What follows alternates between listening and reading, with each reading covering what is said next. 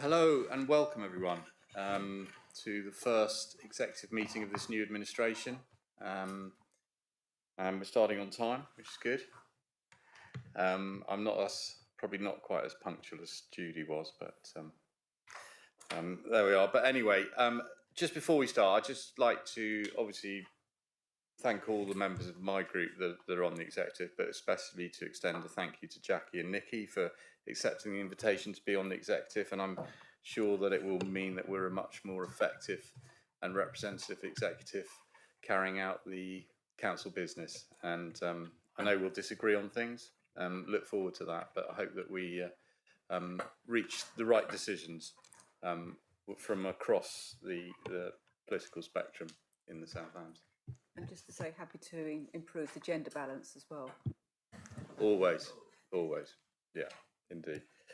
Right, so we move on to the agenda as is. Item agenda 1, so to approve as correct record the minutes of the meeting from the executive held on the 13th of April 2023.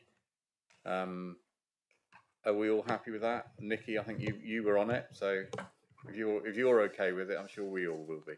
Yeah, that's great, thank you. Okay, so happy for me to sign those? Yeah. Thank you. Item 2, urgent business. I've got no urgent business to bring forward. Item 3, division of the agenda. I'm not aware that we need to divide the agenda at any stage. Item 4, declarations of interest. Members, any declarations of interest? No. Oh, sorry, Nikki, did you want to? It's not a declaration of interest, but there is a thing on the Woolwell Section 106 money. So although I will be staying in the room and speaking, I won't be voting on it as it's in my ward. I presume those rules still apply. Well, I think it's an unwritten rule, but if you choose not to, that's fine. Yeah. Okay. No, thank you for that, Nikki. Agenda item 5, public question time. Any questions? We've received none, Leader. Thank you. Item 6, executive forward plan. You've got it there before you. I mean, obviously, this is a draft plan, and items may come in or go out as we see fit. I don't know if there are any comments that people wanted to make on it at the moment. Jackie. Well, it's not really a comment. I just realised it's actually Totnes Neighbourhood Plan is on there, and I just need to declare an interest because I'm obviously a Totnes Town Councillor. Thank you. That's duly declared. Are there any other issues on the forward plan? No.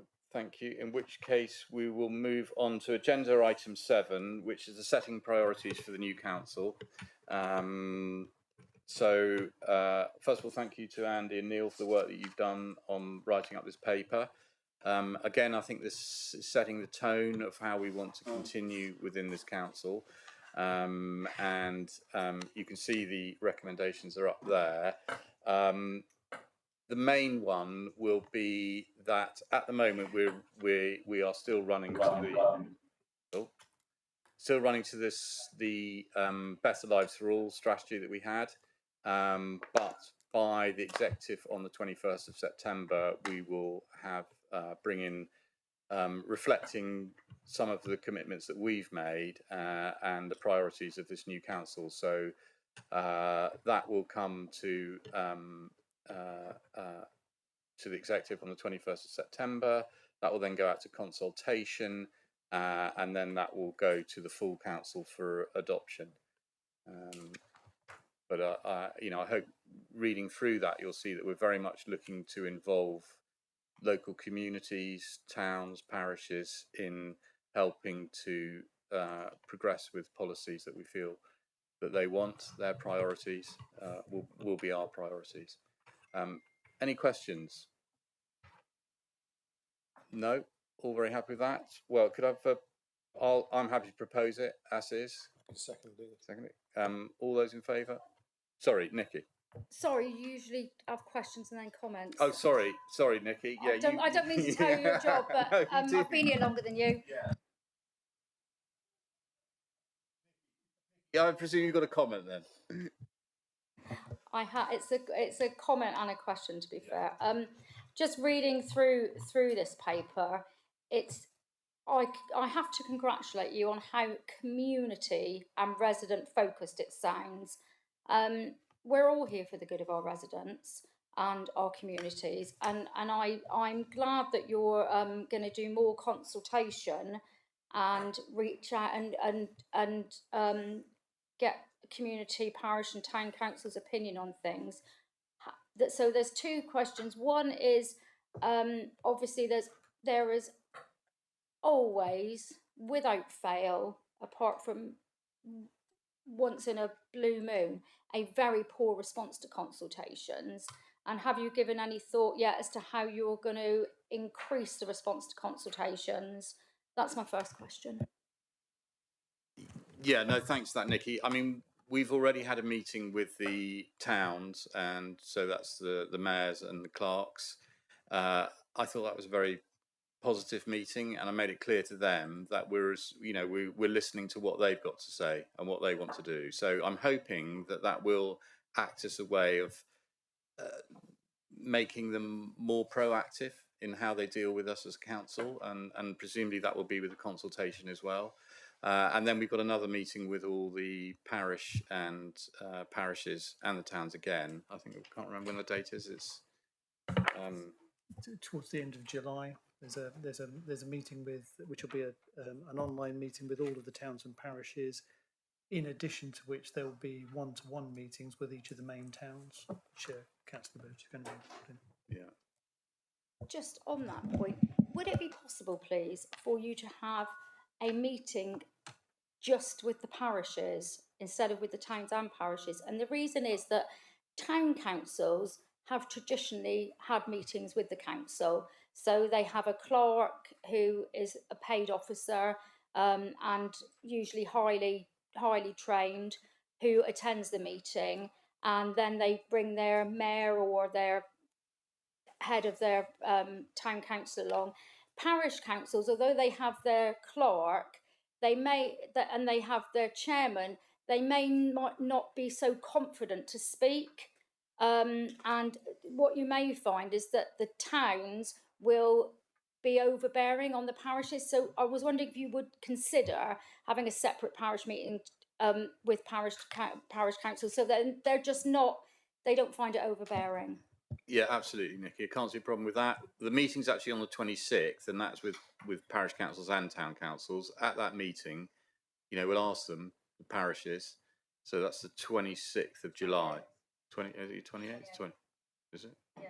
Well, 26th, 28th, whenever it is. No, it's the 26th. But that's what I've got written in my diary, but I might have written it down the wrong date. But anyway, It's on here as a 28th. Is it? Okay, well, it may well be. But what I would say is that at that meeting, I will ask the parishes if that's what they want. If they say, no, actually, we're quite happy to be here with the towns, we'll let it go. But if they say, no, you're right, they're a bit overbearing and we've got our own issues, then happy to do that, no problem. Thank you for that. So my second question is advisory groups, which will be put in place by the executive, I presume. So there's not really any real information on the advisory groups. Can you just tell us how they will work? Will there be a lot of officer input, which sort of, if there was, it would take away the advisory group state? So, I mean, if it was members and maybe an officer taking notes, then I could understand that. But if it was advisory groups with officers there, then you'd be using up valuable officer time. Could you just see how they would work? Andy's going to take that one for the moment. So there's a separate paper on the agenda today which is proposing the establishment of 3 advisory groups.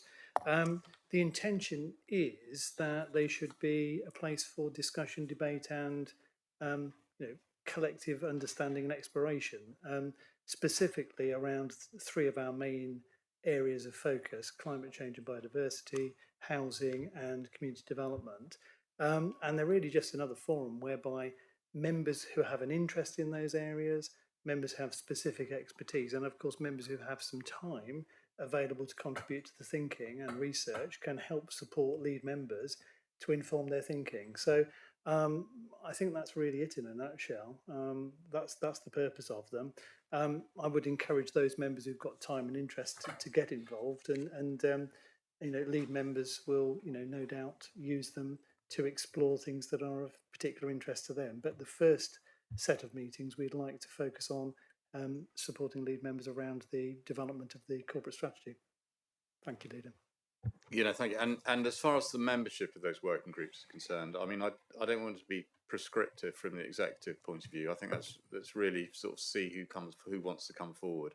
I know that there are lots of councillors have expressed to me interest in various parts, and I think that it's a great way for them to be involved in the decision-making process and the policy-making process in the council.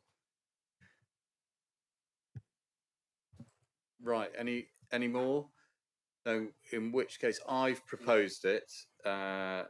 Dan seconded it. So are we all happy with those 3 recommendations as per the order paper? Thank you. That's unanimous. Thank you, Leader. Thank you. Next agenda item 8 is the Climate Change and Biodiversity Advisory Panel and support for Sustainable South Hams. Over to you, John. Yeah.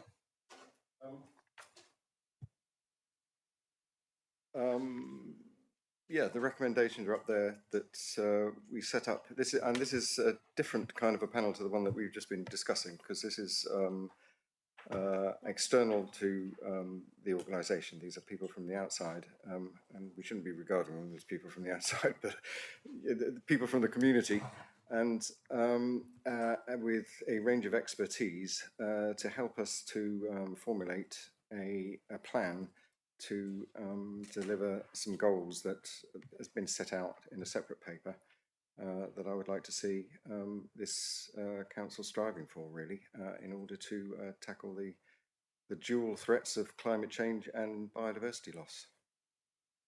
I think that pretty much says it. No, thank you, John, and thank you very much for the paper that you've sent around to us already. I mean, I think is a excellent. We noticed that it hasn't gone to everybody yet. So oh right, okay. Not a lot of people have seen it yet. Okay, well, that's something for them to look forward to. But yeah, no, that's very good. And also, did you want to mention anything about the funding for Sustainable South Hams? As people will know, Sustainable South Hams is a key organisation, I think, in tackling climate change. And last year we gave them, I think it was £25,000, if I recall correctly, and the return we got on that investment is just out of all proportion. It was they've done marvellous things with that small amount of money. They've grown as an organisation, and so they do need a bit more money. Some of that money will be spent on seeking further grants from elsewhere. So we're not on a treadmill here, but right now we need to ensure their health for the next 12 months.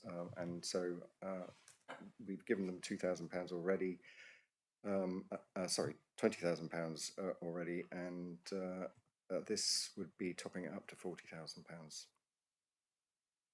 No, thank you for that, John. And they'll be making a presentation tomorrow. Yeah. Sorry. And they'll be making a presentation tomorrow at after the council meeting. Yeah. Good. Excellent. Questions, members? Jackie? I'm sure they're going to do it, because I see quite a lot of stuff that they produce, and I think it's really inspiring and it's really good. And I think everybody, but I'd like to make sure that we all have the opportunity to get a real grip on that, because it's, as I said before, I think it's their role and their work is fantastic. It has been, and I have no doubt will continue to be. I've got fairly close links with them, because obviously I've just been part of it representing Totnes. But I think it's something that would be really good to have wherever possible, some of the work that they're doing, or as they do things, producing reports, or have somewhere that we tune people to, because their website, Sustainable South Hams website, is very informative. But just to try and help people so we get best value from that money, because I absolutely agree with that spending and that allocation of money. I think it's absolutely right and well placed, and as you say, very, very good value, because of the amount of volunteering that we're getting as part of that and the help with what we're trying to do. But I think it's really useful if people are able to find regularly what's going on, maybe engage with some of the things, because there's a real learning opportunity. And the more we become, by virtue of that, advocates for very good practice in supporting our climate and our biodiversity needs, the more we're able to educate by default the parishes and towns that we also attend and the people around us. So just really sort of heightening that up. But it's great that you've done this. Thank you. Can I just add that the lady that runs Sustainable South Hands mostly, a lady called Jane Nichols, she will be on the advisory panel that we're setting up. Yeah. Okay, Dan. Thank you. That's a nice segue from what you've just said to my question, actually, which is, apart from the Jane Nichols, do you have, I don't want names, but do you have in your mind already people that you've already invited to make up the rest of the panel? Yes, I've spoken to a lot of people. A lot of people are because they're very good at their job, very busy. So, but I've got 4 or 5 people that have expressed interest that I would really like to see join. I'm going to be talking to a few more people, and but I don't want this to become a huge thing. I mean, I think 5 or 6 would be about the ideal number. And presumably, John, you'll be reporting back to executive or full council as and when. Yes, I think the plan was that it would be a standing agenda on the it would be a standing item on the executive agenda. Yeah, very happy with that. Yeah. Okay. Any more questions, Nikki? Thank you. I don't know if I can call you leader. I might be able to call you chair, but I think leader would be a step too far. So chair. just call me Julian. Thank you. So I was just wondering with Sustainable South Hams, and I want to make it very clear, I have no issue with the organisation or what they stand for, because I think we have declared a climate change and biodiversity, so we need to be working smarter and better at engaging with our communities in this. But I struggle. As a member, I don't get any notice of any meetings. And I'm going to say it at every single meeting I go to until I start getting notices of meetings, because I have no idea when the meetings are. And I think as a member of an organisation that's supporting them, we should know, leader, if we can just have that arranged, someone can arrange that. And I just wonder, how are we actually measuring value for money with this organisation? John said the return is out of all proportion to the money we've given them, but I don't know. We've had no updates from them since day one that I can remember, since we started engaging with them. I've had no updates as to what actually good our money is doing, and I would be genuinely interested to know how much of an impact our money had had. And also the £40,000 that we're going to give them now, how are we going to measure that against value for money moving forward, and how are we going to know what we're getting for that? And the other thing is, I was just wondering, we're concentrating on Sustainable South Hams, but are there any other... My worry is that we're giving money to an organisation, but we don't actually, or do we, know if there are any other organisations within the South Hams that would do the same work that they're doing, but with less money from the council. I don't know. We've chosen Sustainable South Hams, but I don't know the reason why. It's just ticking a box for that value for money, and pumping all our money to one organisation concerns me slightly. No, fair points, Nikki. I think John wants to answer, and Dan. The first thing, I hope you come to the thing tomorrow. You said you were interested, so you'll come to their presentation tomorrow. That will tell you what they've been doing for the last 12 months, and it is a very impressive record that you wouldn't be able to get from any other organisation for £25,000. I mean, in terms of quantifying these things, it's always very difficult. And and in terms of other organisations, the whole point of the advisory panel is to plan an effective spend of the monies that we're going to set aside for climate change and biodiversity, to come up with a plan which delivers our goals in the most optimal way with that small amount of money, really, given the emergency that we're facing. So it is being addressed in that respect. Personally, I don't want to see this council getting itself tied in knots with service level agreements to the degree where it's a real burden on small organisations trying to prove how they've spent their money left, right and centre. We want a partnership with these people, and there will be other organisations that we will draw into the fold as our plan evolves. And this is the purpose of this advisory panel, which will work alongside the internal panels that are being set up to provide proper scrutiny and governance. That's my answer. Yeah, if I could come in as well, I can understand why Councillor Hopwood has reservations, because if you are a ward member in a ward where your parish does not have an active hands-on environment group, then it is perfectly possible that you won't have seen Sustainable South Hams in action. If you are part of a parish or a ward that has hands-on environment groups, then you will have been to one or both of the assemblies that they've organised. You will have seen firsthand the exemplar organisations within the South Hams that they are supporting.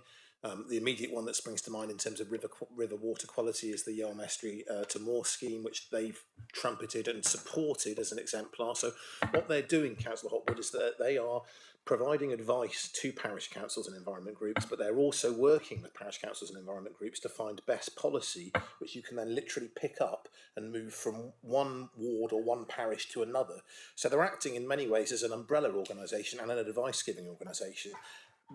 I accept the point that if you're not inside the umbrella, it would seem difficult to understand how the money is being spent. And so in the same way that you will mention this every time Sustainable South Hams comes up, I, in response, every time will say it's really important that we, as ward members, encourage our parishes, and particularly environment groups within our parishes, to engage with Sustainable South Hams, because only then will you see their true value.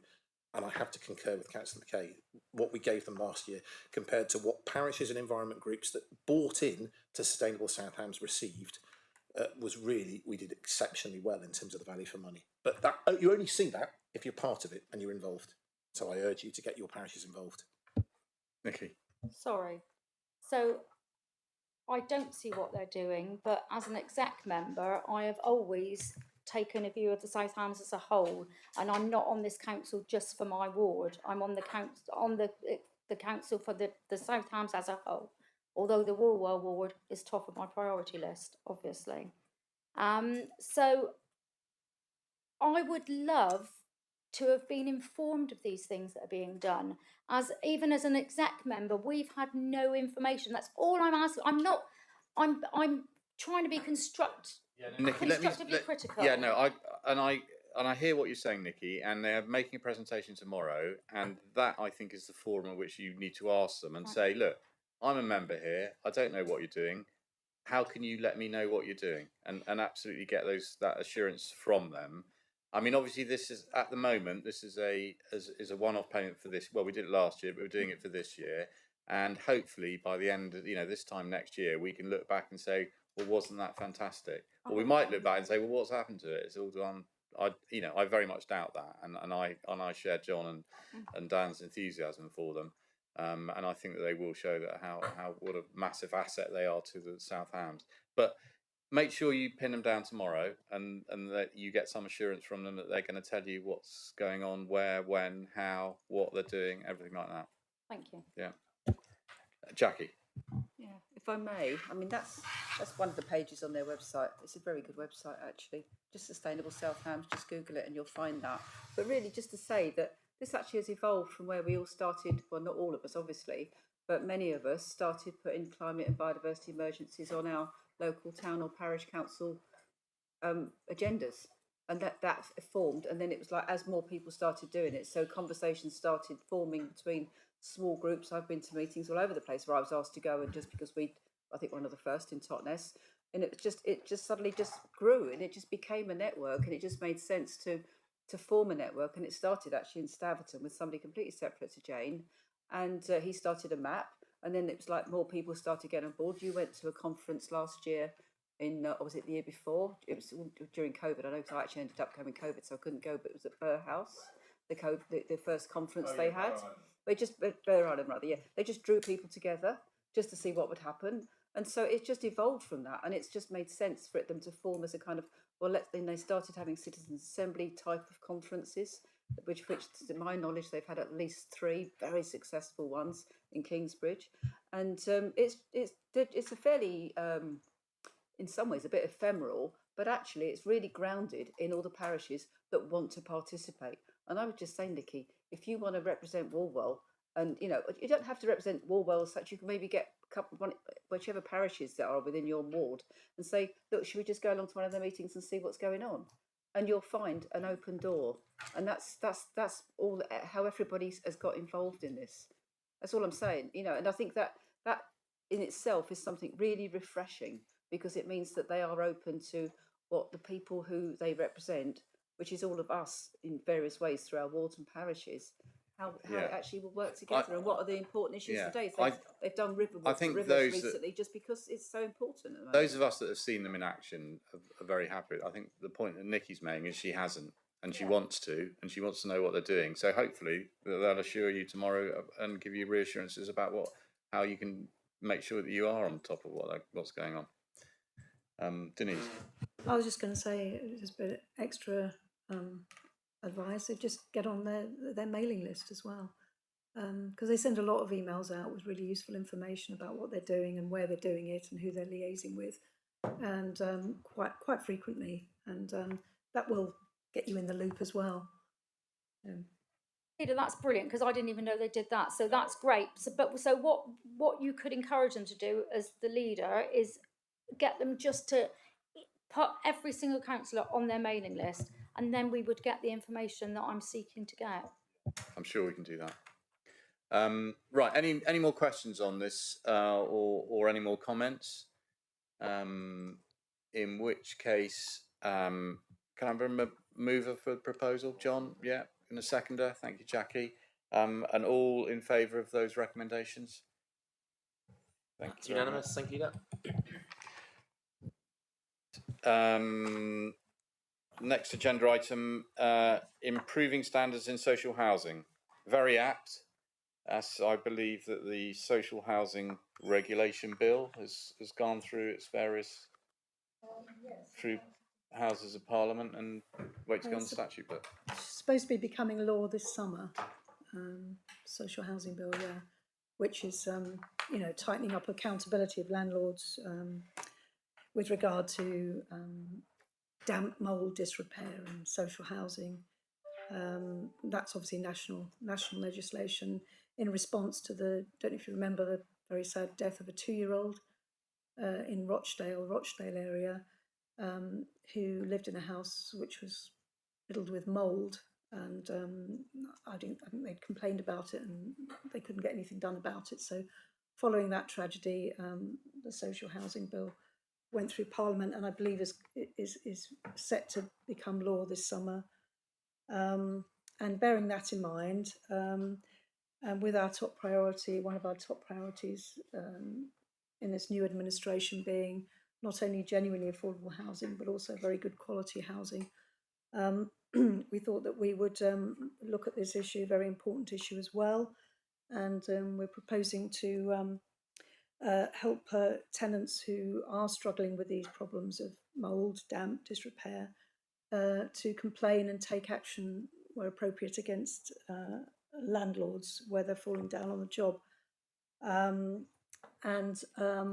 We have a phone. Obviously, people can phone in the old-fashioned way, but the online system is being simplified.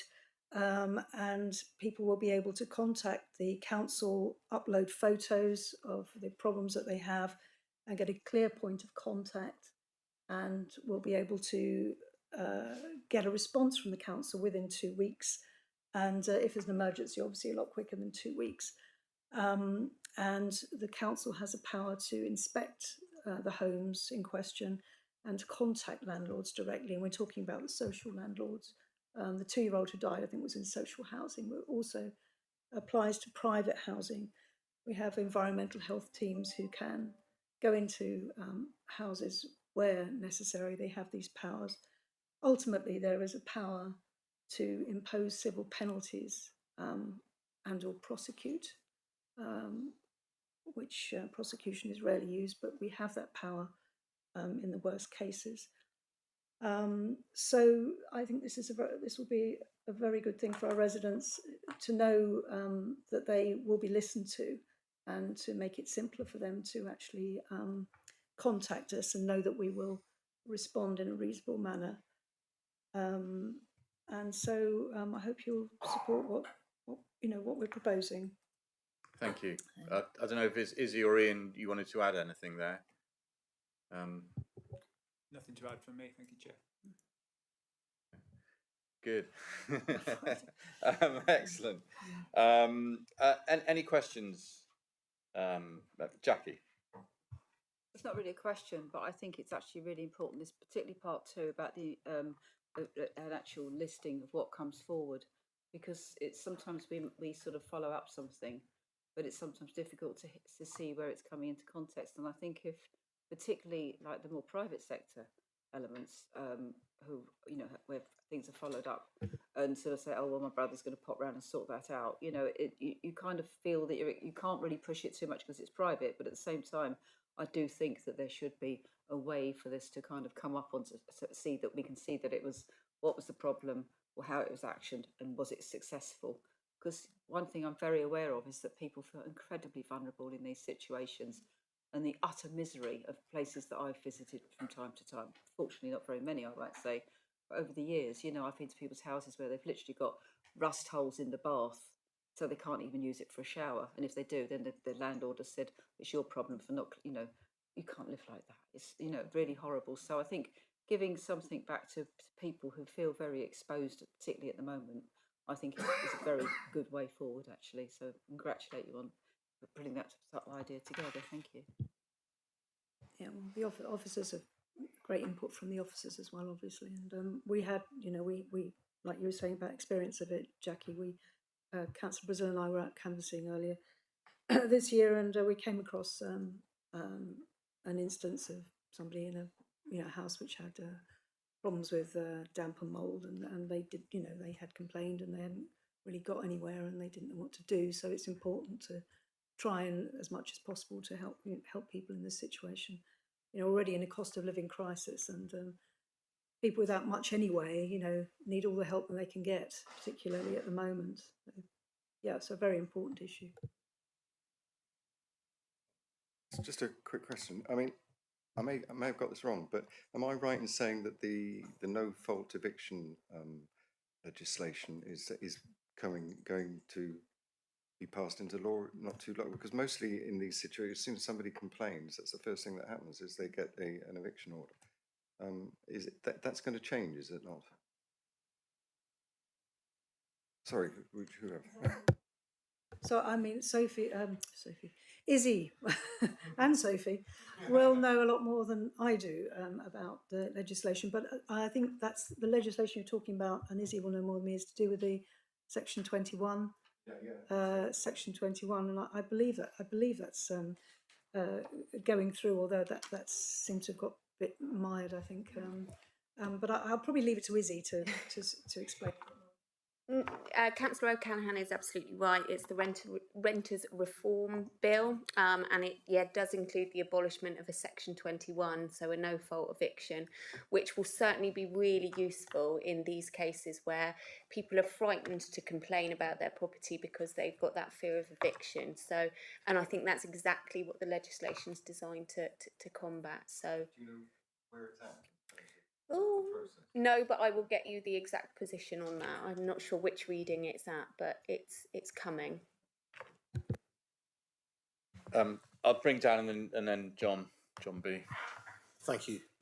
under 211 on the report, at page 25, we've got reference to Live West as the largest registered social provider and ongoing invitations to overview and scrutiny. I'm conscious that Councillor Hawkins is chairman of overview and scrutiny on the call as well. Could I make an observation, please, as a former chair of ONS, that it would be exceedingly useful for members of the ONS committee to be pre-briefed? Because I found in the past that it's very difficult to question an outside body if one doesn't know the issues.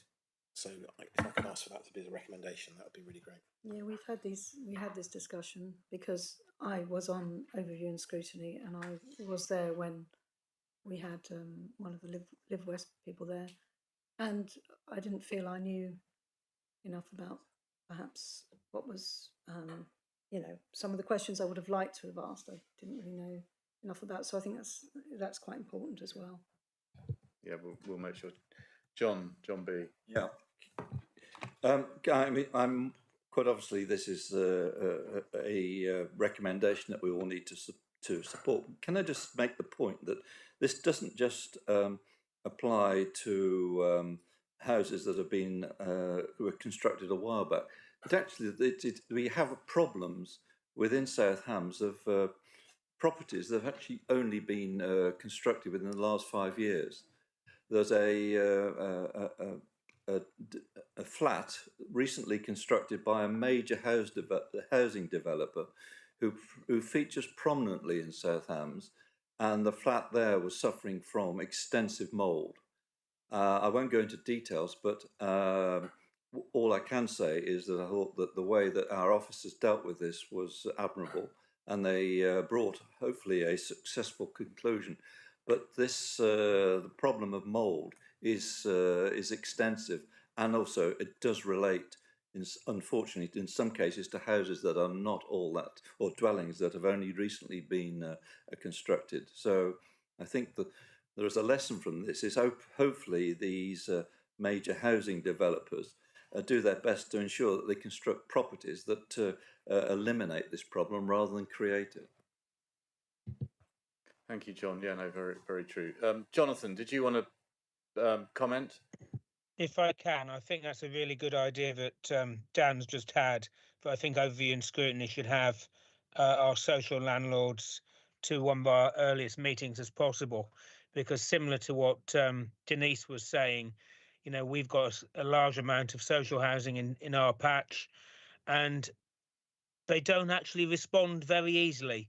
You actually have to almost drag them to respond. And I've had a number of issues over the last few months that it's been really difficult to get some of them. And the main one in our patch is really Live West or Guinness.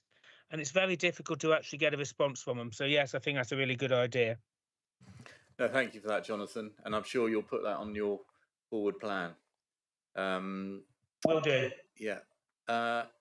Were there any other questions or comments, members? No, I mean, I don't know how many times I'm going to say this, but we definitely seem to be working in tandem with the government on this one, which is good news.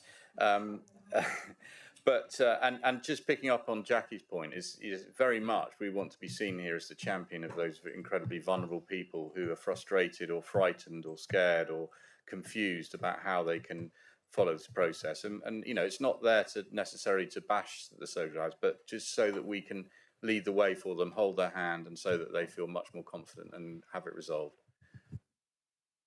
If I could just come back on that just very briefly and just ask to make sure that we have good comms on the website. I'm sure that's part of it anyway, so that people know exactly how to, just it's a very easy open door to just who to contact, how to do it, how to send up your photos, whatever. So very straightforward process to get the ball rolling. Thank you. Yeah, thanks, Jackie. I think that's been noted, but it's also on there. Right. So, can I have a proposer for those two recommendations? Do you want to propose that, Denise? Yes. Happy to know. Can I second her for that, Jackie? All those in favour? Thank you. Unanimous. Thank you, leader. Thanks, Dan. Right. Yeah. Next item agenda: the cost of living crisis. John, over to you. Okay.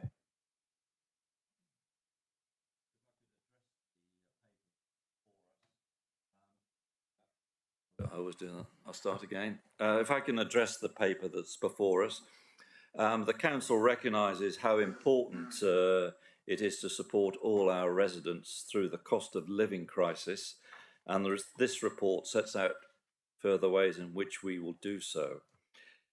The council has received a further household support fund allocation from Devon County Council, which will be received in 2 tranches, as it is intended to provide support to March 2024. Firstly, we propose to make 2 support payments in July and December 2023 to single income households receiving council tax reduction and not receiving passported benefits such as universal credit, and residents with care and responsibilities and armed forces veterans. We think it is important to support all residents who may be struggling with our living costs. Therefore, any resident who has experienced financial hardship due to the cost of living crisis is able to apply to the Household Support Fund. It is proposed that the balance of the funding is released in 3 tranches starting in July for an open application process. Now, shortly before last Christmas, the government announced a council tax support fund for both pension and working age residents who were receiving council tax reduction on the 1st of April 2023. It's intended to help residents pay their 23/24 council tax bills. A mandatory payment of up to £25 was awarded, and it was agreed that officers would bring back a further report in late spring with a recommendation on how to use the balance of any funding. This is the report. There are no restrictions on its use other than it must be used to support vulnerable households with council tax. The remaining balance is £48,000, and it's recommended that this is used to top up the Exceptional Hardship Fund. Finally, I refer to paragraph 2.14, which details the proactive work the benefits team have been doing in identifying residents who may be eligible to claim pension credit guarantee credit, which means they will then become entitled to cost of living payments and other help from the government. I'm more than happy to answer any questions with the assistance of Jenny Hotchkiss, and after that I'll put forward the recommendation. Nikki. Thank you. Can I ask, please, point 4 of the recommendation is working with the armed forces charities, and I don't have an issue with that at all, but I was wondering if you could include blue light workers who are retired, because I presume this would be people who are no longer, I don't know if it's retired people in the armed forces or what, but it just seems that the blue light section of our community is really struggling with low pay and unfavourable working conditions, and I would just like to have seen it expanded to them as well. Okay. Could I suggest that that's perhaps something we could consider further, and that if it is viable, then we come back with a further recommendation to the next executive. I think we need to look into that, and then if it is viable, come back to the next executive on that. Thanks, John. I mean, just on that, I mean, one of the reasons why we've singled them particularly out is because there are unfortunately, with many of our veterans, there are a lot of mental health issues, which means they sometimes fall through the net, and so that's why we specifically included them there. But you take on board what you say, and thanks, John, for taking that on board. Jackie, did you want? Yeah, thank you. This is really good. I have slight reservations about not keeping on the support for disabled people. It's a very wide group, and it's all sorts of different elements come into it. You know, one of the things is that we know there's a lot of families now who feel inadequately supported because they've got children who aren't being able to get adequate SEND provision. You know, this is from in schools, etc. It's been quite a big knock-on effect. And I'm just wondering, you know, particularly like, for example, where there's autistic children, it can mean that families aren't able to work. So I know you're doing it, you're targeting via the carer. So hopefully that will be right. But I would just be maybe aware that there might potentially again be a slip through the net. But what I was going to ask was during COVID, when there was a lot of grants going around, a lot of the time we kind of had to find it, realise it was there and speak to it. And obviously as board members, we were actively doing what we could to make sure people were aware and how to apply. Is this going to be like the comment that's made in the discussion of this paper, where we will actually be approaching the people that we think are eligible, or are we going to wait for them to come to us? I mean, I know with sometimes like with pensioners, it's an easily recognisable group, but are we going to expect them to know about this and come to us, or are we going to actively solicit their? Could I ask Jenny to respond to that, as that's operational? Lots of red there. I wasn't expecting quite so much red. Yeah. Basically, we can identify the bulk of these people from our existing data sets. So where we can do that, we will make immediate contact with them. In terms of everybody else, it would be them contacting us through the open application process. So, how will the comms work to actually get those, you know, hopefully pick up the people that need it most? Because often they're the most difficult to reach people, aren't they? Yeah, so I mean, we have some quite good relationships with various community groups, so we would use that as kind of a channel for communication, and obviously comms will just kind of do some, you know, the general social media type comms that they do anyway.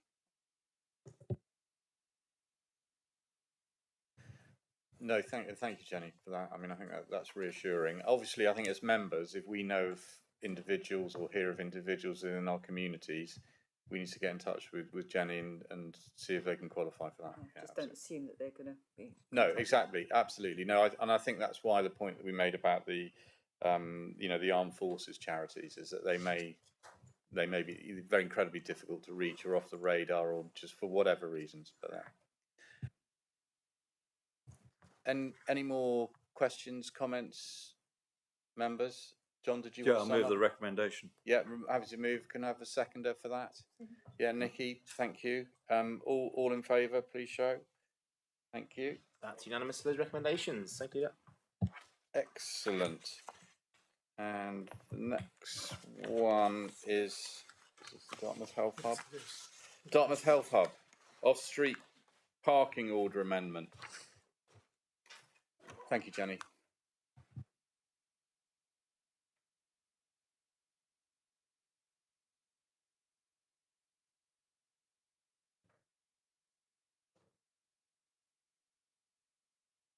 Victor, did you want to introduce this? Yes, thank you. I'd like to start in the way that Jonathan used to start. My thanks to Chris Brooke and Emmett Widdicombe for actually doing the real work.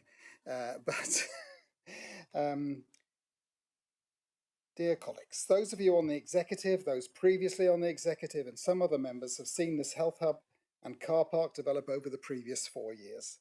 Some of us were on the site visit prior to the planning application.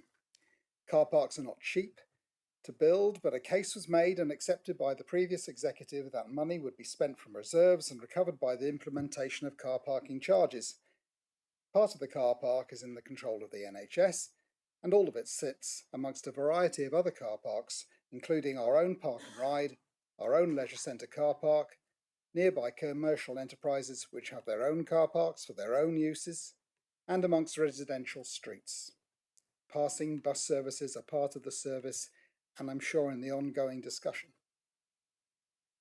This executive has listened to the arguments made by local district councillors and has softened the approach on repayment.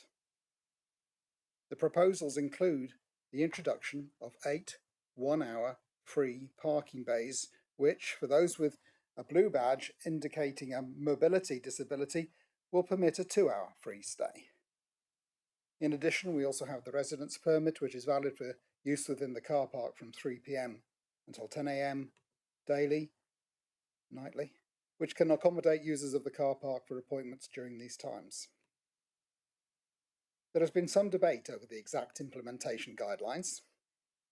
This executive proposes to monitor the use, charging and income over the remaining summer months and to consider the effectiveness and fairness of the charges. Not only will this happen at 6 months and 12, but also in conjunction with the overall review of parking charges that will occur soon, after 4 years of unchanging prices. The recommendations are on the screen. Lidu, would you like to open a discussion, or shall I continue with proposing the recommendations? Well, I think we'll have the discussion first. We'll propose them in a minute after we answer questions. Just on that, I mean, you talked about a 6 and 12 months review. That's not actually part of the recommendations. Do you want to put a little 6 in there? I would like to. Yeah. So we could have a slight amendment to the recommendations. At item 6 is that these charges or the off-street parking order will be reviewed after 6 and 12 months.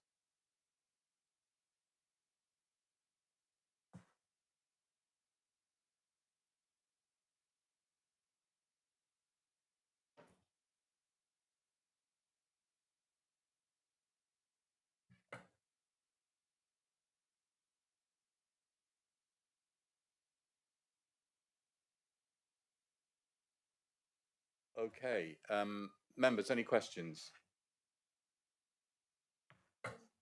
Denise? Well, yeah, questions and comments, I suppose. I mean, if there are any specific questions, I hear those, and then Denise, then I'll come to you, Jed. That's right. Yeah. And sorry, Nikki. Yeah, as I've sort of mentioned previously, it doesn't sit well with me, this one, unfortunately. I mean, as has been mentioned, it's something which was introduced under the previous administration and appears to have involved factoring in patient parking charges into the cost of the thing, which somewhat surprised me because I wouldn't have expected that to happen. I don't pay at my GP, I didn't pay my old GP, and I don't think generally people do expect to pay when visiting their GPs.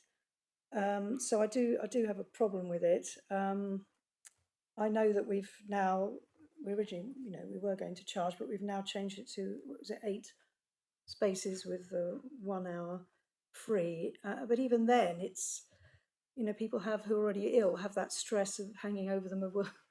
Will they be able to get out within the hour, on top of the worries about, how long they have to wait for the GP and I don't know. I think is there a pharmacy, whether they have to go to the pharmacy as well if there's one on site, which I think there might be. It all could well take over an hour.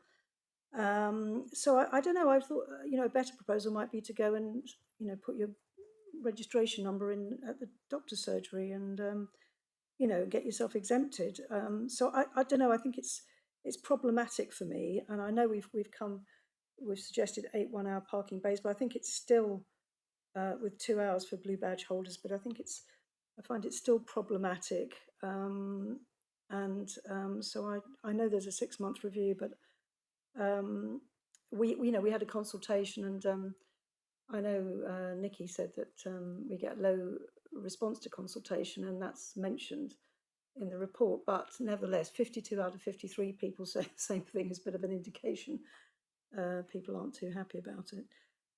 So I'll let someone else speak, but as I say, I'm not too thrilled about it.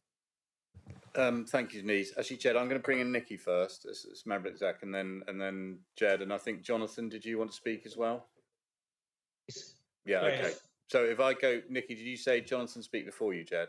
Yeah. Okay. So I'll go Nikki, Jonathan, and then you, Jed. Yeah. And then I'm sorry, Jackie before Jed and Jonathan. Sorry. Thank you. So, as Councillor Callaghan's just said, that the response was extremely poor, 53, and 1 supporter. I think that's 99 point. I don't even know what percentage it is, but it's over 99% of people not agreeing with the parking charges. So you can't force people to respond to a consultation, but I look forward to ways of trying to consult in a different and more dynamic way with residents in the future, so we get a better response to consultations. But I really think, and this is why the old executive asked for another consultation period, to get the views of residents. And I think with such a high proportion of those who were those who replied to the consultation being against charging, this executive should really reconsider and listen to residents and introduce free parking. The new administration is all about listening, community and engagement. And unfortunately, in this case, the listening and community engagement aren't being adhered to, because you're not listening to those who took the trouble to respond, the 99% of people it was. Thank you. Thanks, Nikki. Can I just say, when the consultation went out, it was only 20 minutes free car parking, I believe. So that has been extended to an hour. So in a way, we have listened. I appreciate it's not what everyone wants, and but I think we should be clear that they weren't consulted on this on this proposal. They were consulted on a different proposal, and this is a lot more generous in respect to that. And just for accuracy, it's about 98%, not 99. Just saying. Sounds like it. Yeah. Jackie, yeah. Thank you. Yeah, I was just wondering, like where the local doctors in Totnes, they have this, as Denise has pointed out, drop your registration in on a machine as you walk in, so patients are covered and you're just covered. They've got, I don't think it's going to be any bigger, or probably a lot smaller than this new health centre in Dartmouth. And they've got, I'm sure, at least 8, if not a dozen, car parking spaces, which are all usually filled just by patients. So I'm just wondering if 8 is enough, because it's going to be awful for people if they turn up, find, yes, they've got to pay, maybe they struggle, maybe they faff around with their phone and then they miss their appointment. You know, I just feel that I wonder really whether or not we've actually carried out a bit of, getting a bit of intelligence as to how many appointments would be within an hour, and maybe allowing a 50% increase so people who arrive early or people just hang on a little bit later, but also to allow that as registration so that people are covered, because I think it's probably a lot simpler than, I mean, how else are you going to monitor this? And it just feels that would be a bit fairer. So if somebody does get caught in, or they're asked to hang on while they've had a blood test and they're just waiting for some results, or queuing at the pharmacy or whatever, I think we need to make it, really accessible to people going to their GP, rather than, worrying about, because it's, it's quite a decent sized car park. No, thank you, Jackie. Jonathan. Thank you, Julian.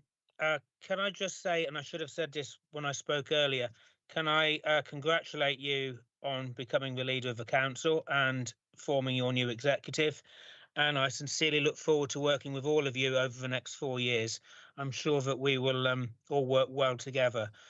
Your 3 district councillors in Dartmouth, Lib Dem, Labour and Conservative, are going to work very closely together, and we've already started to do that. And I think on this one issue of the Health and Wellbeing Centre car park, we're going to show that again today and tomorrow. Can I ask 3 questions, first of all? First of all, do NHS staff get free parking, which I think is really important? I believe they do, but I just want it confirmed. Second, disabled, are they able to are they able to park in this Health and Wellbeing Centre car park free of charge, or do they have to pay for the hour and then get a second hour free? And third, which is we've never charged for the park and ride in Dartmouth in the winter, and that is one of these proposals, which I really do question. Could you perhaps answer those questions first before I actually make a few more comments, if that's okay, Julian? Yeah, no, that's fine, Johnson. I don't know who wants to take that. Does Emma or Chris or Victor? I'll start off anyway, until I get stuck. So the NHS has a section of the car park which they manage, and I understand it to be NHS practice that they charge their own staff, both here and generally elsewhere. So it's following common practice in doing that. So that's their allocation, their policy, which is being followed through. Second question. Oh, the disabled. The first ticket will need to be issued, but it can be issued for free through the machine, and that will give the disabled people, people with a disability, a second hour free by displaying that ticket, and presumably by displaying their blue badge as well. And the third one I'm stuck on, I'm sorry. Can I have help? So, thank you, Victor. The Park and Ride doesn't actually run as a service in the winter. It's just a relatively underused car park, I would say. However, the rationale is it's immediately adjacent to this short stay car park. So in order for short stay activity to occur in it, not long stay activity, you have to put a long stay charge on the long stay car park. Otherwise, clearly everybody would just park for free in the long stay car park immediately adjacent. So it's just a matter of logistics and ensuring that the two car parks run holistically together throughout the year, something that has not had to happen in the past. Thank you. Jonathan, does that help? I mean, you probably don't agree with all of it. Can I come back, or now to start making my statements? First of all, you started this meeting saying that you're going to listen to the communities. Dartmouth did speak. We didn't speak with a loud voice, but we did speak, and we did say that we didn't want charging for the first 20 minutes and for more than that. I would ask you as an executive to provide a free 1 hour for at least 20 spaces, because I am now, as perhaps some of you there, maybe not, maybe you're all a lot younger than I am, but I am also now to the stage where I have to go to doctors on a reasonably regular basis. I have to go and get a prescription, etc. And the one thing that I do find really concerning and stressing to a certain extent when you go and visit your doctor is you have to try and find parking. You have to be concerned about whether they need you longer or shorter than you wanted. So I am concerned that by only providing 8 spaces, this is going to cause a lot of confusion to residents.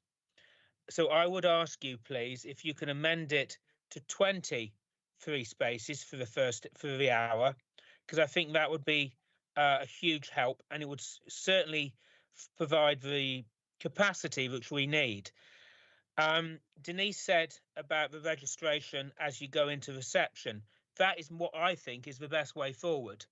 So that if you've got an appointment, you've got to go in, you've got to go to the pharmacy, you register in, and then you can register out. That's what I think would be the easiest way. The new Health and Wellbeing Centre has been greatly accepted by the residents of Dartmouth and its surrounding area as a great step forward. We still want some beds in the town, but that's an issue for another day. So I'm just concerned that by providing only 8 spaces, that's just not going to be enough, and it's going to be very confusing. The other thing I just want to add, sorry, and I apologise for holding you up.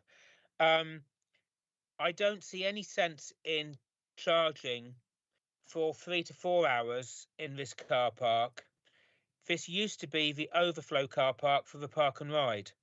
Now, the one issue that Dartmouth has more than anything else is in July and August and perhaps September, we simply don't have enough parking. And I would think it'd be far more sensible to use the remainder of those 20 spaces to actually use them for extra park and ride. I cannot see many people, if any, actually wanting to park at the Health and Wellbeing Centre for 2 hours, 3 hours. They're just not going to want it because they don't need it. So I would prefer that to become part of a park and ride. Dartmouth, as I say, has a big problem in the summer for parking. And I really do think if you could adopt that, that would be a great way forward, Julian. Thank you for letting me speak. I appreciate it. Thank you, Jonathan. Jed.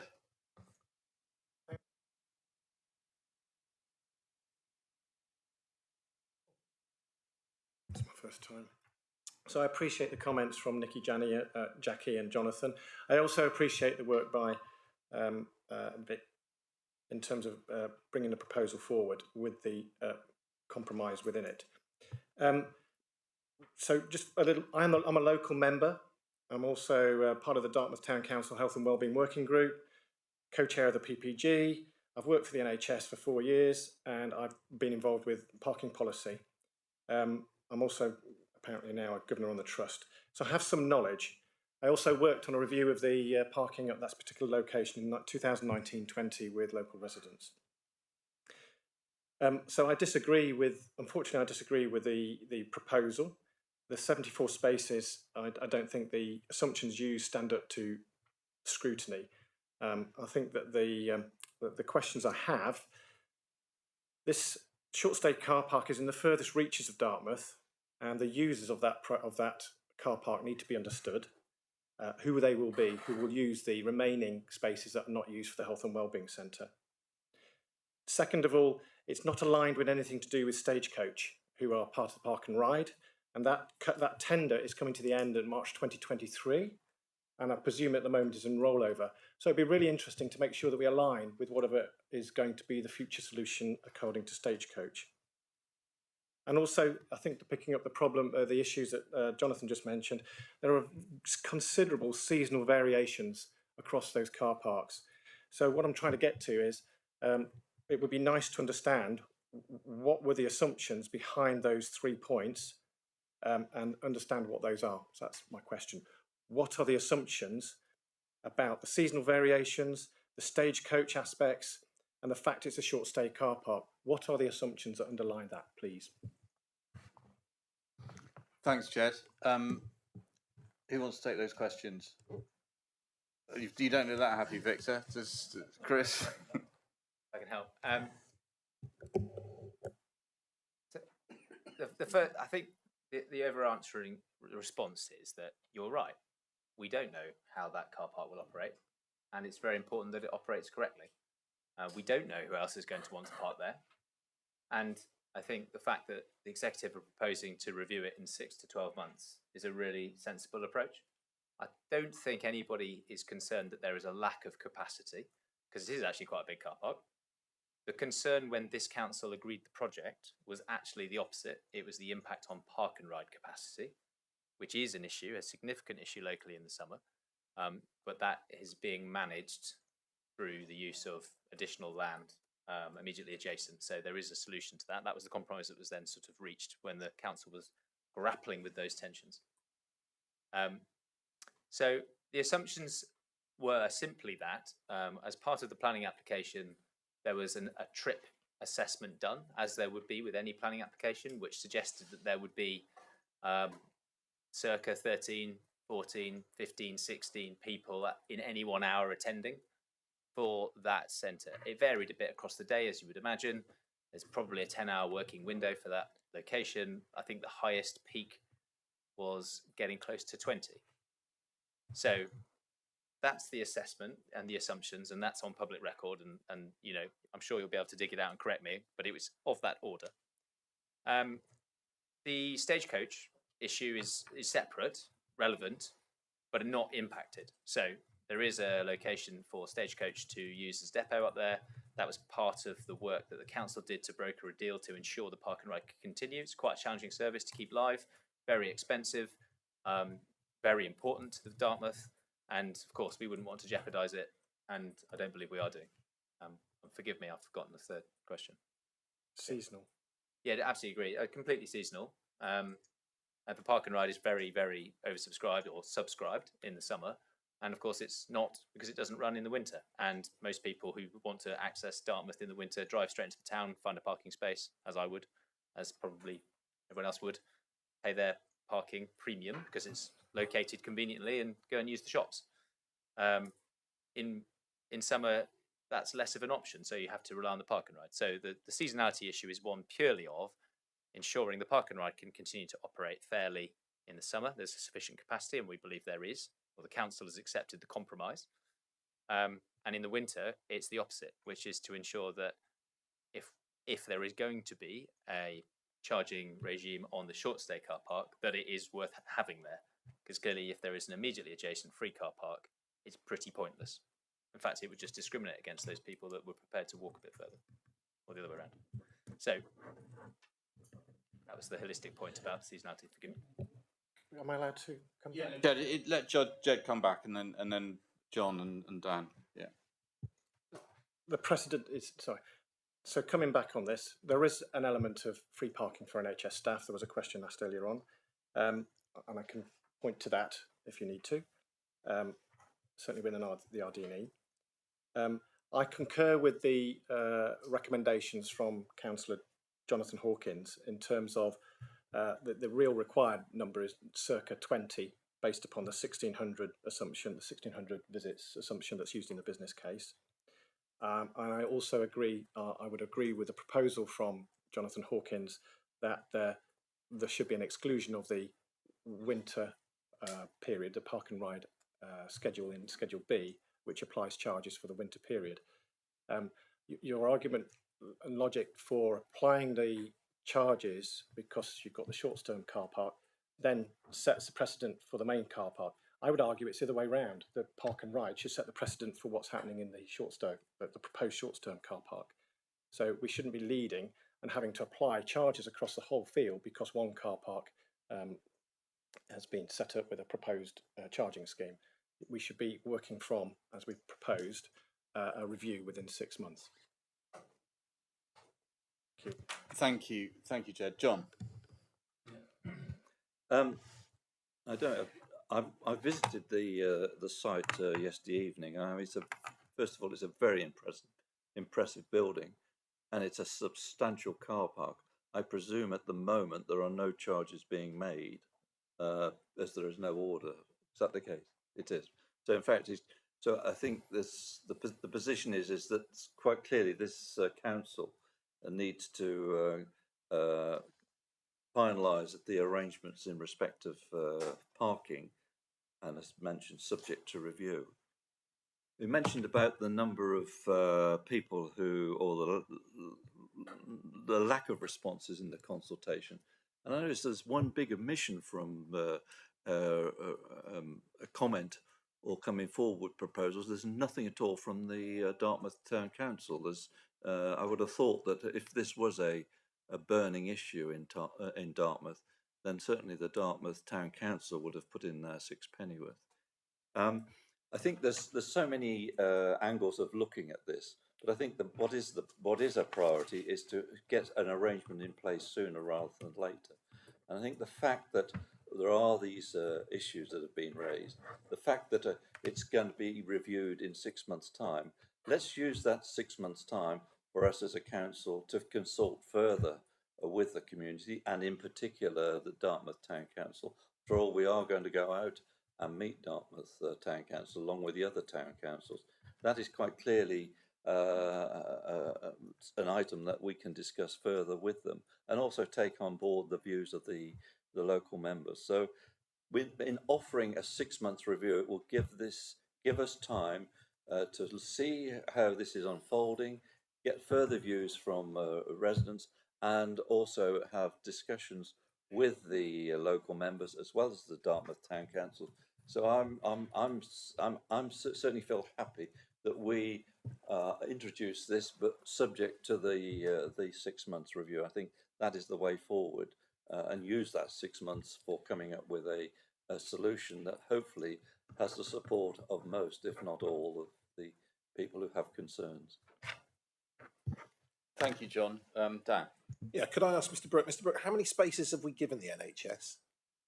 20. I know the yeah. I don't. I'm a teacher, Councillor Hopwood. I don't ask questions unless I know the answer to them already. But I wanted to hear it nonetheless. I'm going to pretend you threw your voice then, Mr. Brooke, and gave me the answer. How many of those spaces? You won't know the answer to this one, Councillor Hopwood. How many of those spaces are the NHS setting aside for the use of their customers? There's a drop-off zone. The rest of them are allocated. Sorry, Councillor Yardley, so again, I didn't. There's a drop-off zone, which is about 10 metres long, and the rest of them are allocated to the residents, the tenants. So how does it, yeah, can you explain that for me? Just So, yeah, so there is a like a sort of drop lay-by that you can, exactly as Councillor Hurley said, so you can drive up, stop, do whatever, that's within their lease, and the others are allocated to a mixture of the tenants. So I believe there'll be some from Dartmouth Caring, the GP's practice will have some, the cafe I suspect may have some as well, and the others occupants, but actually I don't have the detail of how many to each. Could probably get that though if we want to. And just following on from that, and so we have, I mean, we've leased them, but we've leased them at no cost to the NHS. So it's entirely up to the NHS what they do with those and what any charging that may come as a result of that. Yes, Councillor Brooks, that's correct. So the lease red line includes the building and the land. The rent is the rent is the rent. What they do with the car parking spaces is entirely up to them. Thank you. So, members, we've had a very, very good discussion about this. Car parking, always a very emotive issue. Good to hear that. So, I mean, I think from what we've heard is that what the local members are after is that we increase the number of car parking of the hour from 8 to 20, and that also that we don't impose a short stay car parking regime on the rest of it, but we impose a park and ride instead. That's if I'm right, I think that's what the local members are suggesting. John has quite eloquently put the position that I probably find myself in is that we're going to review it in 6 months, and it may well be that the local member is absolutely right, and I wouldn't bet against that, and that may well be the situation that we come back and change it.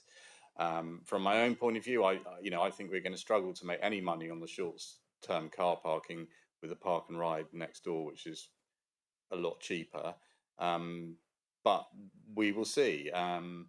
What I would say is that obviously it's our parking orders. We issue any tickets. If people have genuine reasons as to why that they had to overstay there because for whatever reason, a medical reason, and I totally get that and I really understand that, then of course they can always appeal that parking ticket.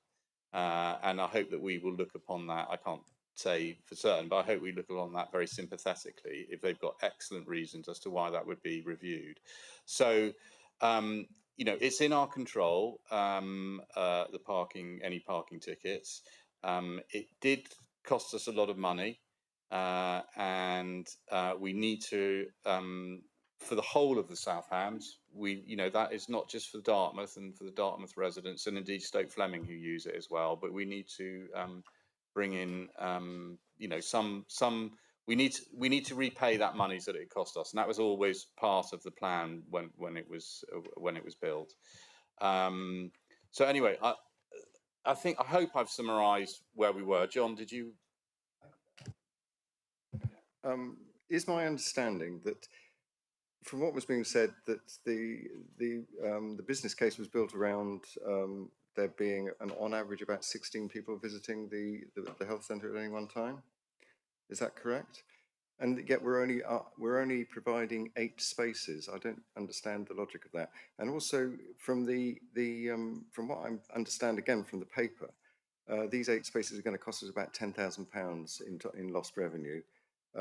So if we doubled that, we'd just be losing £10,000 more. But which is given the importance of this, it seems a little penny pinching. Have I understood the situation? No, I think that's it. I mean, Chris, did you just want to come back on the? I mean, I think there is an argument about that actually the figures that we put in says we're going to need more than 8 spaces, and yet we're only giving them 8 spaces. From our modelling. But then, of course, this is only modelling. The whole point of having a 6-month review is that we will know exactly what's happened there, and I think we have to, we will be prepared to change it if as and when. Jackie. Sorry, did you want to? I'd like to say something. Yeah, sorry. There is the tension here is what we can do as a council, and if we give away £500,000-600,000 to a particular town every few years, we'll be able to do less. People need support, in especially when they're ill. but it is to give everything away at the very start will hamper what we can do across the whole rest of the district. This is money that's come from the whole of the district, and it's supporting 2 parishes, 1 town and 1 parish. The review period is the time where we can make changes based upon the experience. That's the crucial time. Okay. No, thank you, Victor. Jackie. I was just going to sort of propose an amendment to point 5, really in line with what has been said today, because I think it's a shame to have 6 months of rows with something new coming in and people getting all upset and confused, because that will give very bad press. I think it will give bad press to this new administration. I think we need to be clearly listening, and this has been pointed out, 98, 99% of complaints. I think if we want to listen and listen to the local members as well, I think we should just increase that to, what was it, 16? Was that what was the figure that was? Well, Jonathan suggested 20, but I mean, whatever, you can table If an we amendment. double that, that's 6. Well, how many doctors are serving at any time? I don't know, if I'm This is honest. the thing. I mean, the local ward members know that, and so presumably their calculation has been based on that. Yeah. Why not just So- take it to 6? Did you say? So is that? Do you want to table that amendment to change it on item 5, where it says introduce 8 free 1 hour only parking bays within the car park? You want to increase that to 16? Yes. Yeah, that's your proposal, proposed amendment. Do I have a seconder for that? John second that. Okay. Right. Well, we will vote on the amendment then. So that's to increase the Could I free. speak on the amendment? Yeah, of course. Yeah. Thank you. I won't be supporting the amendment, and I won't be supporting the amendment despite the fact that I salute the ward councillors for doing their best to support the people of their ward. But I think the point that Councillor Albert has made is incredibly germane. The South Hams is a large area. We have 31 wards stretching from Woolwell all the way over to Malden. There is a lot of district council money tied up in this entirely laudable project. But it is completely reasonable that the council should be looking to recoup money to pay that back. It is completely reasonable. And the point that Councillor Albert makes about money spent there can't be spent elsewhere, that's true. And it would be true if it was being spent in Kingsbridge rather than Dartmouth, or in Totnes, or in Ivybridge. And I really think that we need to be giving proper consideration to the fact that actually, if you were to build a private health centre, not private, if you were to build NHS, but not through the council, if another body was to build an NHS facility somewhere else and came to planning and said, here is our model and we're able to offer 8 parking spaces and give people an hour free parking, I would imagine that the DM committee would look on that quite favourably. I really do. And as such, I think what's been set down in place with a 6-month review which has been costed and works towards the business model that we're trying to achieve, I think is entirely appropriate. And so as such, I'm afraid I can't support the amendment, Chairman. Thank Chairman, you. could I just come back? Go on then, Jonathan. You have already. I'm obviously happy with the amendment. Dartmouth has the highest car parking charges in the South Hams and has had for many, many years. And it has been used by the council to subsidise lower car parking charges in one area, Councillor Abbott's, where Dartmouth charges are considerably higher. Can I just say one more thing I'm slightly worried about, is that if the Health and Wellbeing Centre car park is empty and you have got overflow from the park and ride, you're going to have an awful lot of trouble in the next 2 to 3 months of people not knowing where they can park, because they won't be able to use the park and ride in this car park. So you're going to have you could have an awful lot of confusion in the next couple of months, which I don't want to have, and I don't think you would either. Thank you. No, thanks, Jonathan. And I mean that's part of why we review it in 6 months, see if that is the case, and it may well be. You might be right on that. As far as the car parking charges across the district, I think you've always voted for them, haven't you? I'm just check from memory. That doesn't necessarily mean I've always agreed with them. I see. Anyway, yeah. Right. So who have I got? Nikki, then Jackie, and then Jed. Yeah. Chairman, I won't be supporting the amendment, and I won't be supporting the amendment because I think it's dangerous to introduce something that hasn't been costed. I'm not going to support anything, any of the recommendations, but just a caveat is, could this exec not support something that hasn't been properly costed out? And rather than support it, I would suggest that you consider throwing this back off, leaving it as it is now and putting it back to officers to work out actually if you could stretch to the 16 parking spaces, what the loss to the council would be. But I would urge you as a new administration, with advice from an old administration, not to make these off the cuff decisions without them being fully costed. Thank you, Nikki. But thank you for your experience and your advice there. Much appreciated. Jackie. Thank you. Yeah, I was just going to say that. I mean, I think, to be honest, just to pick up your point, I think it's kind of sort of, there is a rough figure because we know how much the 8 were going to cost. So like easy, just double it. But I appreciate what you're saying.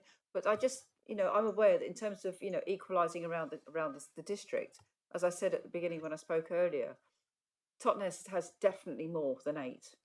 I've never sat and counted them, but there's definitely quite a few, and they're well used. And I just think we need to make it easy for patients to feel okay.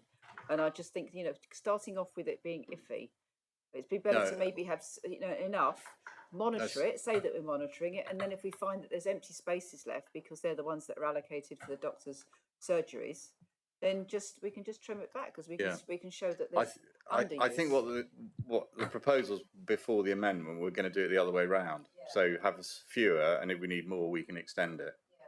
So, but I mean, I take your point. I mean, Totnes obviously is a lot bigger than Dartmouth, so they probably do need more. But anyway, Jed. So there is a factoid underneath this. 8 spaces represents £10,000. There are actually 74 spaces in that car park. So if you do the maths, that means a car park should be worth 92,500. But in the context of the write-up, it's worth 35,000. There's an inconsistency in the way that the assumptions are applied. So I agree that we've got to make the right logical conclusions, but I disagree with the assumption underneath. So I support the fact that there needs to be a review, and I would support either of the 2 proposals that are being put forward. I do think, though, the winter charges are still going to apply up until January, and I don't agree with that. Right. Thank you, Jed. John. Sorry. All of this seems to revolve around the figure of the number of people that are attend the whatever it is, the surgery.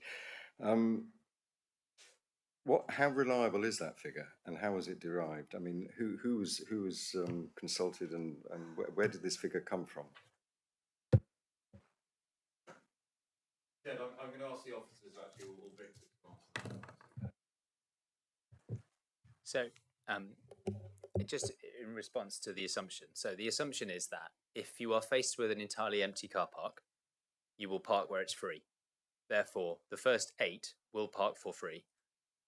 That's the point that Jeb was making. So we're not saying there's an assumption that the car park will be full or that the car park will generate 90 grand because it's used all the time. Clearly it won't. So I just wanted to be clear. And in terms of your question, how do we know how many people are going to go?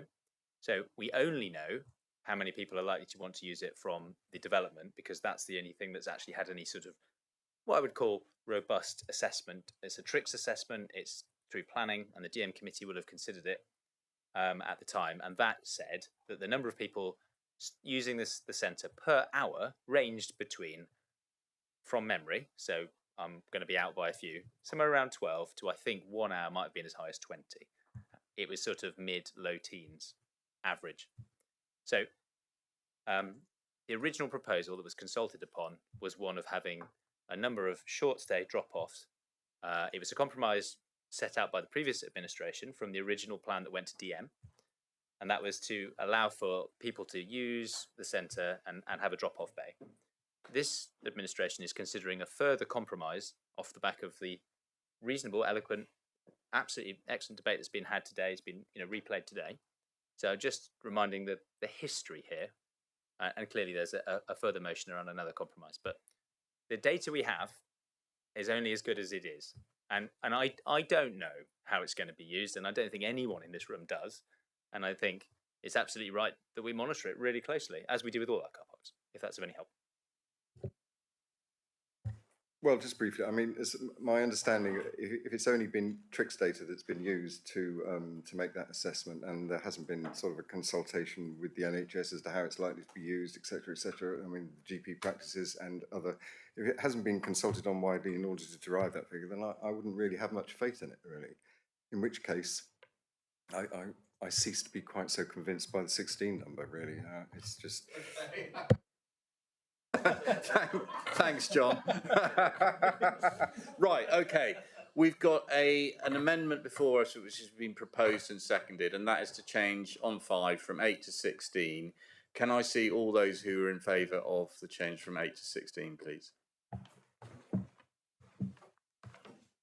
And those... That's 3 in favour, Leader. Yeah, and those against? With 3 against, Leader. Well, and as chairman, I get the deciding vote. So sorry about that, Dartmouth members, but I'm going to go back to the 8 to introduce 8, only because Nikki said that I should. Can you just note my abstention, please? Yeah, no, that's right. So John and Nikki abstained, both abstained on that, and Mark as well. Did you abstain? Mark's not on the committee. Oh no, that's right. No, sorry. No, sorry. Anyway. So yeah, so John and Nikki abstained, 3 all, and then my casting vote was stick to the 8.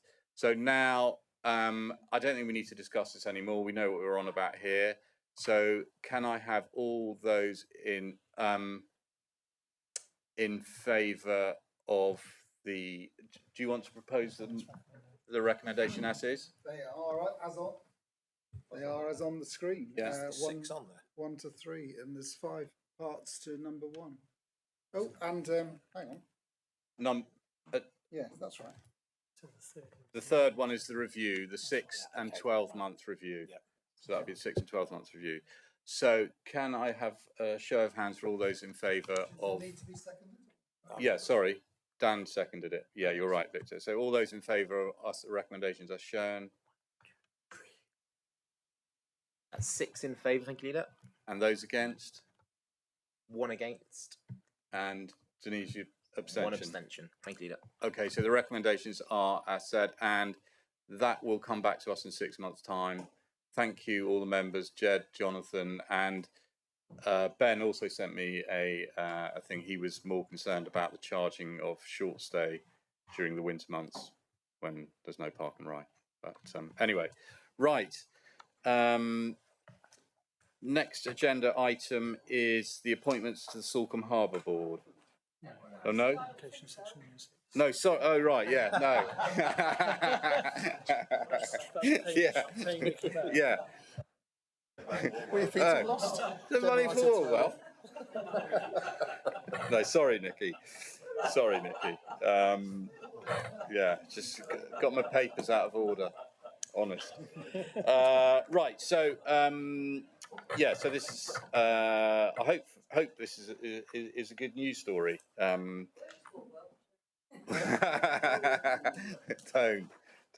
That's unfair. We all know it's in Plymouth. No. No. Right. So who's is this Victor again? Thank goodness. And as you say, good news. Actually, on the back of work done by Councillor Hopwood and the officers. And so I'll just say that this pump track as the primary facility and the money to update new and provide new play park equipment will really enliven the play areas in Woolwell. But I wonder, would Councillor Hopwood like to say a few words, having done all the work from a councillor perspective? Thank you, Victor. Nikki. Thank you. Albert. Councillor Abbott. Of course, any excuse to speak about Woolwell, of course I'm there. So I'm delighted that at long last we've got some Section 106 money in Woolwell, because although in a few years' time we're going to probably have more money in Woolwell for Section 106 than we know what to do with, we haven't ever had any before up till now, since I've been a councillor. Anyway, so this is for 3 projects. I'd just like to take them through them because just in case anybody isn't familiar with what they are. So £80,000 for a pump track. There isn't one in the South Hams so far that will be of this calibre. It's a really, or in our part of the South Hams, that and the young people will be involved in the evolution of this. So it's envisaged that the young people will have a part in designing it, and the older young people as well, because there are some like 40, 50-year-old older young people as well who are going to be using this pump track. So that's great. The £30,000 of Section 106 funds towards improvement outdoor play facilities. I just would like to bring your attention to paragraph 4.7, because £30,000 isn't a lot of money out of 160 to put towards improvement of outdoor play facilities, seeing that the outdoor play facilities in this part of Woolwell are particularly outdated. But 4.7 gives hope that there will be a good supply of funding from South Hams. So I look forward to working. In fact, I've got the wrong paragraph, but in here somewhere it says 4.8. Is it my note went to the wrong thing? So the district council may well give some money to the play park as well. So that 30,000 could potentially be 60, 70, 80,000. Because I know that South Hams would like to give generously towards that end of the South Hams. So I look forward to that. And the £51,000 for the Woolwell Centre, well, that is going to be an application that they are going to have to make. And they will have to get full support for it from the residents. They'll have to go and do their consultation on it. In fact, all 3 of these projects will be further consulted on with residents before they are started, and I thank officers for the work they put into this so far. Thank you. Thank you, Nikki. Thank you, Nikki. Sorry. And but also to Alexis and to Rob for all this work. So intriguing, Nikki. Invented another 30,000, but I think that's where it comes from. So perhaps you'd like, leader, you might like to go into the debate. Okay, well, I mean, thank you, Nikki, Vicky, and everyone, Alexis, for this. I mean, I think it's great news for Woolwell, and I'm sure that the everyone in Woolwell is going to enjoy the pump track, as you were implying there, Nikki. So, do any other questions, comments, Dan? Thank you. Kazot, what are you talking about? 4.4. I thought it was the one above. It was the one above. The one that says if funding proves to be inadequate to meet the tender costs. No. A number of options. That one. Just bear with me. Sorry, you put me out. I thought we were moving on. Thought we'd had enough of Woolwell, but no, I can continue because I'll speak of them all day long. 4.6. The cost of improvement to outdoor play facilities will be tailored to the budget available. It is possible that the Section 106 funds might be able to be matched with a district council contribution towards the project. So I'm looking forward to that. Okay, so my question about that is notwithstanding the crucial importance of the People's Republic of Woolwell to the west of the district, is that the case, Councillor Abbott? And does that happen across the district? Do we match fund? Mr. Secular is going to take that. Yeah, I can reassure members. So I do have a mysterious table lurking in my folders, which talks about how we might allocate the remainder of A rather historic £500,000 that members kindly granted me some years ago. So I've still got just over £100,000 of that, which I'm gradually spending on delivering projects across the district on district council owned play areas. So I'll be delivering several this year. Woolwell I have within that table. Nikki would be happy to hear. And I do have like 23,000 against that site in Woolwell, which could be used to match fund this. So no doubt at some point members will probably want to see that table. So I'm sure I'll be bringing it before a committee in due course. Well, my But yeah, follow-up, just to give some reassurance, there is a bit of money there that's been ring fenced against that site. my follow-up question, if I may, Chairman, and notwithstanding the fact that it must be a joyous thing as an officer to have a slush fund of that sort of money floating around, Mr. Secular, is I'm assuming you work with local members when you pick those areas of district council owned play parks. Yeah, one of the he's disappeared from the screen, but yeah, one of the local members I have been working with was the portfolio holder in the last administration. So Councillor Hawkins I was regularly updated in terms of what projects were on this list, and on a ward by ward basis, typically ward members would be included when I'm delivering a project on a play area within their ward. Yep. Right. Any other questions? Comments? Yeah, yes. And following up from what Mr. Sekula mentioned, so he has got a sum of money hidden away somewhere. Bearing in mind that we're looking at all capital funds and all capital projects, presumably that will need to go into the pot for reconsideration. Yeah, I've had a nod from the chief executive. Yeah. Yeah. We're doing a fundamental review of the entire capital programme. Yeah. So yes, if it hasn't been spent, it will be part of that process. Could I come back again, Chairman, to the question I was going to ask Councillor Hopwood, but actually, in fairness, if it wasn't 4.4, I should be asking Councillor Abbott or the officers.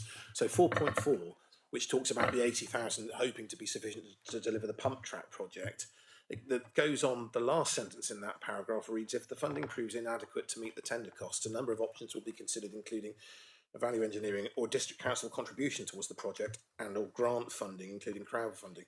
Presumably, if that 80,000 was insufficient, I don't know, Alexis, would we be looking at the remaining 106 monies elsewhere and reallocating to get that to the right level? So I think for the moment we've put that 80,000. We do think that will be sufficient, and I know that Rob has spoken to a few contractors about proposed costs and the project. But the recommendations do allow for alternative projects to be substituted. So I suppose there could be a slight rejig of the amount of money to particular projects, and that approval would be for the ward member, lead member, Councillor Abbott, and the parish council to decide. Guy, did you want to come in? Yes, I did. I noticed that Mr. Sekula said that he consults with ward members when projects in their area are going to get funding. Does he consult with ward members when they're not? Because in South Brent, for example, we've just bought some new play equipment. We had some remaining Section 106 money to put towards it, but we understood there, and we didn't get any money from South Hams towards it. And it's very difficult for the small communities to get much funding towards play equipment that we provide for ourselves. Well, look, I mean, I'm not expecting you to answer that, Rob. But I mean, I think the point is that now you've mentioned that there's a lot of people looking at you. But as John B has rightly said, we are going to review our whole capital project. So whether you're going to hold on to that slush fund or not we'll see. Anyway, right. Any more questions, comments on this particular agenda item? Victor, did you want to propose that? So yeah, thank you. There are 6 recommendations here, and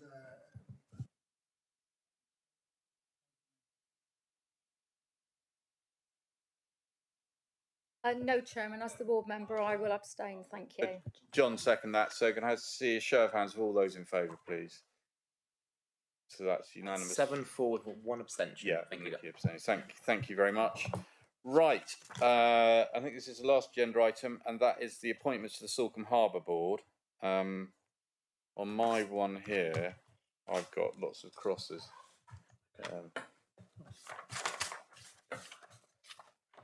All right, good. Yeah, I'll just pinch that. So, I think it's pretty self-explanatory. I mean, Nikki, you raised the point about the working groups. There is at the back.